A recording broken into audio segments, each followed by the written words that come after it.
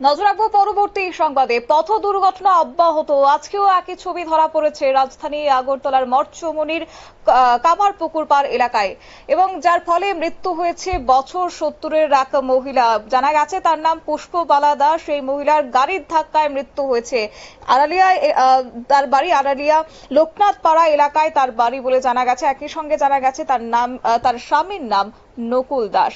অবশ্য একটি পণ্য বোঝাই লরি তাকে ধাক্কা মেরেছে। সে যখন রাস্তা পারাপার হচ্ছিল তারপরই সেই গাড়িটি, পণ্য বোঝাই গাড়িটি তাকে ধাক্কা মারার ফলে ঘটনাস্থলে সেই রক্তাক্ত হয়ে পড়ে। তারপর প্রত্যক্ষদর্শীরা খবর দেয় দমকল কর্মীদের এবং ঘটনাস্থল থেকে সেই বছর 70-এর বৃদ্ধ মহিলাকে উদ্ধার করে হাসপাতালে নিয়েছে এবং চিকিৎসকরা তাকে মৃত বলে ঘোষণা করেছে। গোটা বিষয়কে কেন্দ্র করে কি রয়েছে বক্তব্য শুনুন।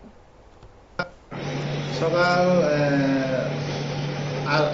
8:30 অনুমান, সকাল 8:30 আমার কাছে একটা খবর আসছে, একটা কামারপুকুর পার্কে বিয়ে বাড়ির সামনে একটা অ্যাক্সিডেন্ট হয়েছে। ঠিক আছে, একটা গাড়ি যার নাম্বার TR01AD 1895 SML গাড়ি একটা মহিলাকে ধাক্কা দিয়েছে।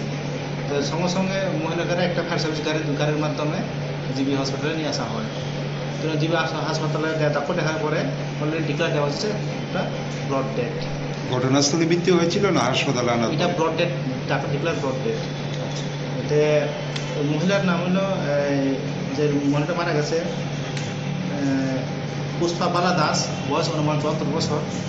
স্বামী মৃত নকুল দাস, গ্রাম আড়ালিয়া লোকনাথ পাড়া। গাড়িটা কি গাড়ি ছিল? গাড়িটা ওই ইট বোঝাই গাড়ি ছিল। আচ্ছা, এখন গাড়িটা বর্তমানে কোথায় আছে? বর্তমানে থানার হেফাজতে আছে। চালককে আটক করা হয়েছে? চালক বর্তমানে পলাতক। পুলিশের বক্তব্য আপনারা শুনলেন। অর্থাৎ ইট বোঝাই লরির ধাক্কাতে মৃত্যু হয়েছে পুষ্পবালা দাস নামের সেই বৃদ্ধ মহিলার, বছর 70-এর, এবং ইতিমধ্যেই সেই গাড়িটিকে পুলিশের হেফাজতে রাখা হয়েছে। অন্যদিকে যে খবর পাওয়া গেছে, গাড়ি চালক বর্তমানে পলাতক রয়েছে। যদিও আজকের এই মৃত্যুকে ঘিরে গোটা এলাকা জুড়ে একটা শোকের ছায়া নেমে এসেছে। নিয়ে নিচ্ছে ছোট্ট একটি বিজ্ঞাপন বিরতির সঙ্গে থাকুন।